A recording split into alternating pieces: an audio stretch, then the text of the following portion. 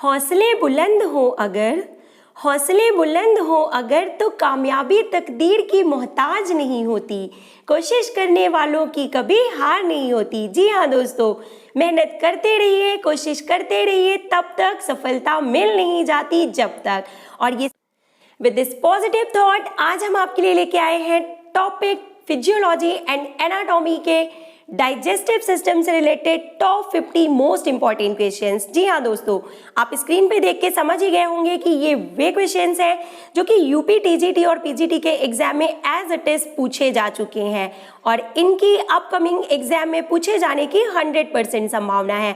तो अगर आप इस छोटे से वीडियो को थोड़ा सा समय निकाल के देखते हैं तो ये इस टॉपिक का आपका पूरा रिवीजन हो जाएगा और ये टॉपिक आपका एग्जाम के लिए प्रिपेयर हो जाएगा। इसके बाहर कुछ भी नहीं आने वाला है डाइजेस्टिव सिस्टम से रिलेटेड। ओके फ्रेंड्स, तो अगर आप चैनल पे पहली बार विजिट कर रहे हैं तो हमारे चैनल को सब्सक्राइब कर लें और साथ ही साथ ऑल नोटिफिकेशंस बेल आइकॉन को प्रेस करना बिल्कुल ना भूलें ताकि आपको सभी मोस्ट इंपॉर्टेंट नोटिफिकेशंस मिल सके और आप अपनी प्रिपरेशन कर सके। So let's start with question number 1 और पूछा जा रहा है कि जो पाचन नाल की लंबाई होती है वो कितनी होती है and what is correct answer. Option number A is correct here. 8 to 10 metre means the length of the alimentary canal. किसकी बात की जा रही है यहाँ पे? पाचन नाल यानी एलिमेंट्री कैनाल की जो लेंथ होती है वो 8 to 10 मीटर होती है। नेक्स्ट क्वेश्चन, पाचन तंत्र किसके द्वारा नियमित होता है? Means regulation of digestive system is done by nervous system. Okay, दांत यानी कि जो टीथ होते हैं वो कितने प्रकार के होते हैं? तो आप सभी को पता है कि 4 तरह के होते हैं, incisors, canines, molar and premolar. 4 types of teeth are present in human. दुग्ध दंत means number of milk teeth in human is 20 and number of permanent teeth 32. सभी को पता है। लार में जल की मात्रा कितनी होती है? And what is correct answer? Option number D 99%। ये वो क्वेश्चन है जो कि DSSB के एग्जाम में और यूपी टीजीटी के एग्जाम में एज इट इज पूछा जा चुका है। ओके फ्रेंड्स, लार में कौन कौन से एंजाइम पाए जाते हैं? तो देखिए यहाँ पे बात की जा रही है सलाइवा की, यानी कि जो कि माउथ में सिक्रीट होता है और जहां से डाइजेशन स्टार्ट होता है। तो इसमें कौन कौन से एंजाइम पाए जाते हैं friends? Mucin, ptyalin, sodium, calcium, potassium तथा मैग्नीशियम मींस उपरोक्त सभी। What is correct answer? Option number D is correct here. Let's move to next question और बहुत ही इंपॉर्टेंट क्वेश्चन है। देखिए पूरी संभावना एग्जाम में पूछे जाने की कि टॉन्सिल का मुख्य कार्य क्या होता है and what is correct answer? पाचन नाल यानी कि एलिमेंट्री कैनाल को संक्रमण से बचाना। आपको बता दें कि tonsils are present at throat and palate यानी कि थ्रॉट एंड पैलेट पोर्शन में पाए जाते हैं and they can stop germs entering to the body through mouth, यानी कि ये जो है संक्रमण से बचाने का काम करते हैं या जर्म से रक्षा करने का काम करते हैं। Let's move to next question कि जीवा के यानी कि जो टंग होता है उसकी ऊपरी सतह पर जो छोटे छोटे उभार होते हैं उसे क्या कहते हैं? ओके, क्वेश्चन आपने अच्छे तरीके से पढ़ लिया होगा। Let's move to the options and what is correct answer here? Dorsum. What is correct answer? They are known as dorsum. Okay, बहुत ही इंपॉर्टेंट क्वेश्चन है, इसको आप नोट डाउन कर लीजिए। Let's move to next question. पूछा जा रहा है कि जो मिल्क टीथ होते हैं वो कितने वर्ष की आयु में निकलते हैं and what is correct answer? 6 months to 2.5 years की एज में ये निकलते हैं। स्थायी दांत यानी कि परमानेंट टीथ जो होते हैं वो कितने वर्ष की आयु में निकलते हैं and what is correct answer? Question number 10 का जो करेक्ट आंसर है वो 7, ऑप्शन नंबर बी मीन्स 7 वर्ष की आयु में ये निकलते हैं। नेक्स्ट क्वेश्चन इज आस्किंग कि एक दिन में मानव शरीर कितना लीटर सलाइवा का स्रावण यानी सिक्रीशन करता है एंड 1.5 लीटर टू 2 लीटर यानी कि 2 लीटर हम यहाँ पे करेक्ट ऑप्शन लेके चलेंगे। फेरिंग्स की लंबाई कितनी होती है? तो what is correct answer? Option number C 12.5 centimetre. ग्रेसनी में यानी कि फेरिंग्स में कितने ओपनिंग्स पाए जाते हैं and what is correct answer? 7 openings. बता दें कि 2 openings on nasal cavities, 2 openings on tympanic cavities और 1 mouth, 1 larynx, 1 esophagus यानी कि total 7 openings are present in the pharynx। esophagus की लंबाई जो होती है वो कितनी होती है? और सही ऑप्शन आपने गेस कर लिया होगा 25 सेंटीमीटर। जी हाँ दोस्तों, ये वो इंपॉर्टेंट क्वेश्चन है जो एज इट इज एग्जाम में पूछ लिए जाते हैं। नेक्स्ट क्वेश्चन इज आस्किंग कि जो इसोफेगस होता है यानी कि ग्रेसिका में कितने स्फिंक्टर्स होते हैं? तो नंबर ऑफ स्फिंक्टर 3। नेक्स्ट अमाशय में यानी कि स्टमक में भोजन कितने समय तक रुकता है? तो सभी को पता है कि 3 से 4 घंटे तक। यहाँ पे सही ऑप्शन जो है वो 3 से 4 घंटे, सामान्यतः नॉर्मली जो है वो 4 आवर्स यहाँ पे करेक्ट आंसर है। Let's move to next question.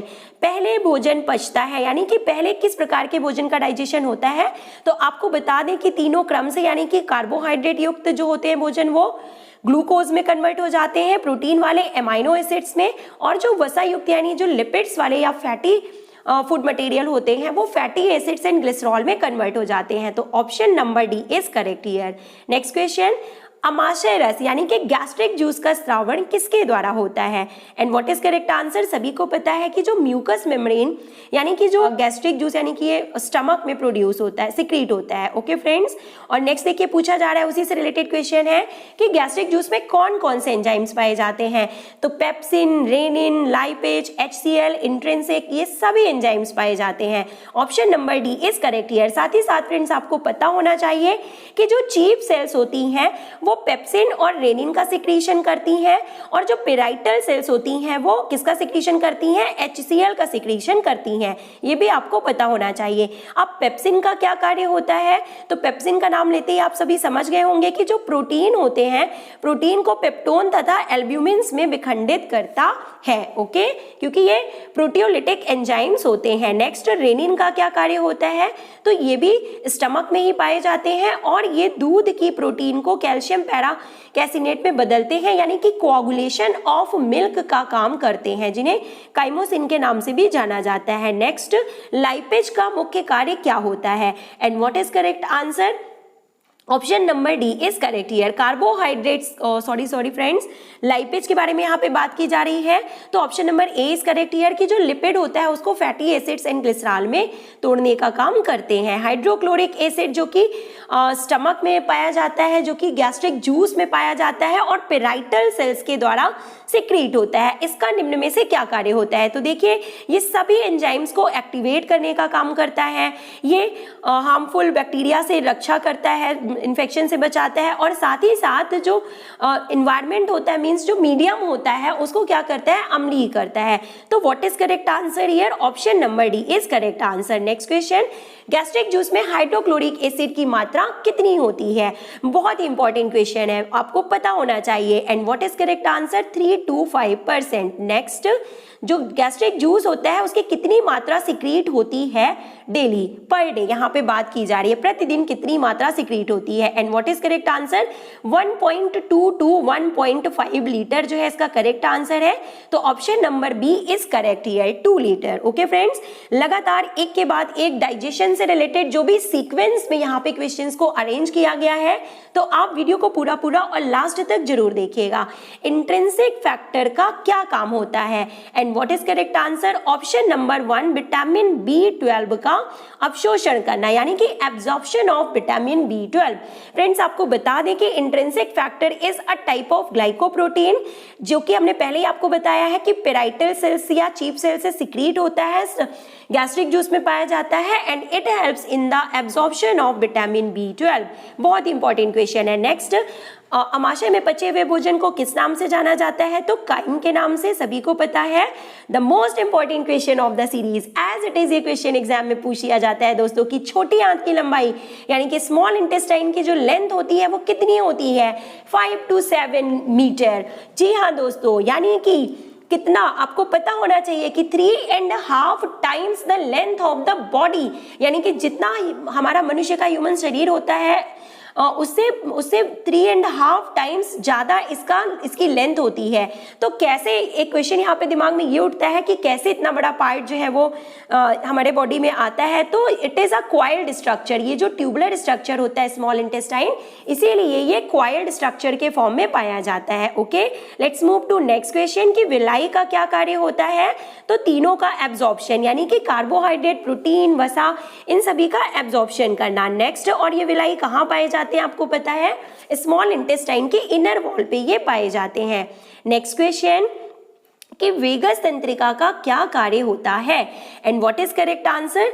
Option number A is correct here, यानी कि स्मॉल इंटेस्टाइन की क्रियाशीलता में वृद्धि करना। ओके, यानी कि आपको बता दें कि जो वेगस नर्वस सिस्टम होता है, ये जो वेगस नर्व होती है, it helps in the regulation of internal organs, यानी कि digestion, heart rate, respiratory rate, reflex action, इन सभी का रेगुलेशन जो है वो वेगस नर्व के द्वारा किया जाता है। Okay, let's move to next question. पूछा जा रहा है कि विलाई किसे कहते हैं? तो सभी को पता है कि छोटी आंत की जो इनर वॉल पे पाए जाने वाले फिंगर लाइक प्रोजेक्शंस होते हैं जो कि एब्जॉर्प्शन का काम करते हैं, उसे विलाई के नाम से जाना जाता है। गैस्ट्रिक जूस में लगभग कितना प्रतिशत जल होता है?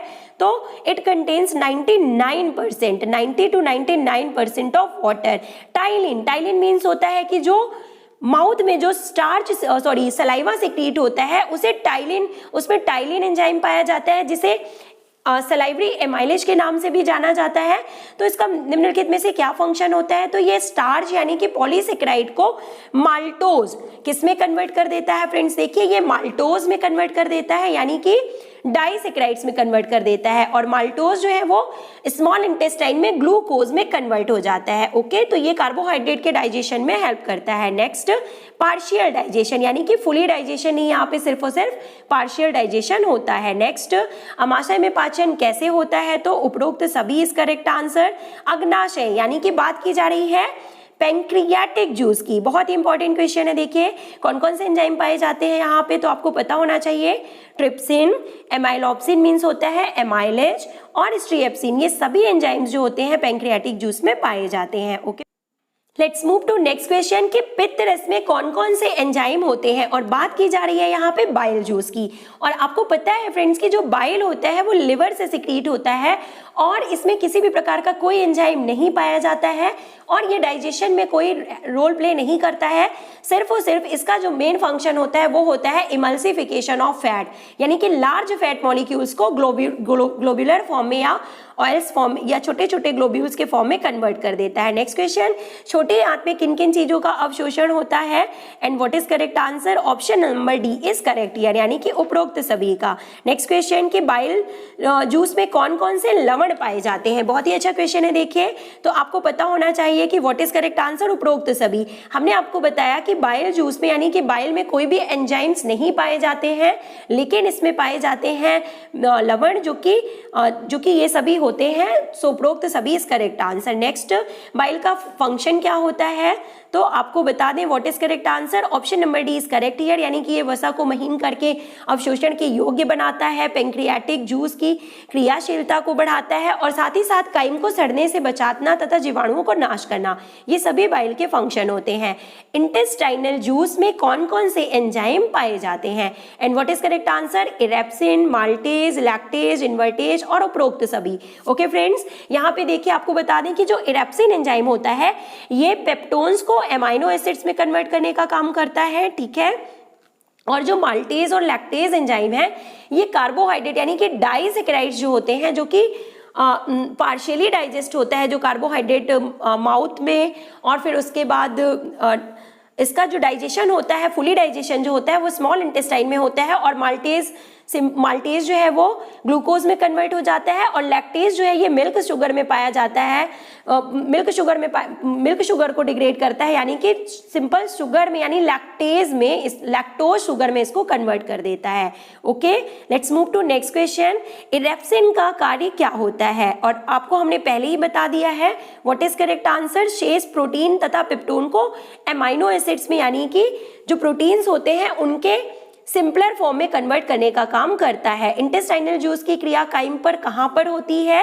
And what is correct answer? Ileum में। जी हाँ दोस्तों, इलियम जो होता है वो स्मॉल इंटेस्टाइन का सबसे एंड पोर्शन होता है। फर्स्ट पार्ट होता है डिओडिनम, मिडिल पोर्शन होता है जेजनम, और जो एंड पोर्शन, थर्ड पोर्शन होता है वो होता है इलियम। और यहीं पे जो है जो मेन डाइजेशन के प्रोसेस होती है वो कंप्लीट होती है। प्रोटीन का पूर्ण पचा हुआ स्वरूप क्या कहलाता है? तो एमाइनो एसिड्स में कन्वर्ट हो जाते हैं प्रोटीन फूड पार्टिकल्स, और जो प्रोटीन का अवशोषण होता है वो कहाँ पे होता है? और जिस फ्रेंड्स आपको बता दें कि प्रोटीन का पचा हुआ स्वरूप एमिनो एसिड कहलाता है और इसका अवशोषण रक्त के द्वारा होता है। कार्बोहाइड्रेट का जो पचा हुआ स्वरूप होता है वो ग्लूकोज होता है और इसका अवशोषण भी रक्त के द्वारा ही होता है। और साथ ही साथ आपको बता दें कि जो वसा का पूर्ण पचा हुआ रूप होता है यानी कि एंड प्रोडक्ट वो फैटी एसिड और ग्लिसरॉल होता है।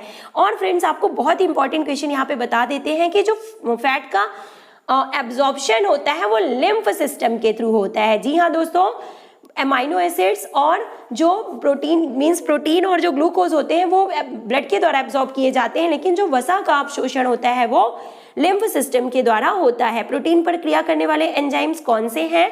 तो उपरोक्त सभी, और वसा पर कार्य करने वाले एंजाइम जो हैं ये दोनों ही हैं। ओके फ्रेंड्स, तो here I have finished the top 50 most important questions related to physiology of digestion. जो भी मोस्ट इंपॉर्टेंट क्वेश्चन बन सकते थे वो हमने आपको यहाँ पे बता दिया है। वीडियो अच्छा लगा हो तो लाइक कीजिएगा और अपने फ्रेंड्स को शेयर जरूर कीजिएगा। नेक्स्ट वीडियोस में जल्दी ही मिलते हैं आपसे। Till then take care, goodbye, have a nice day.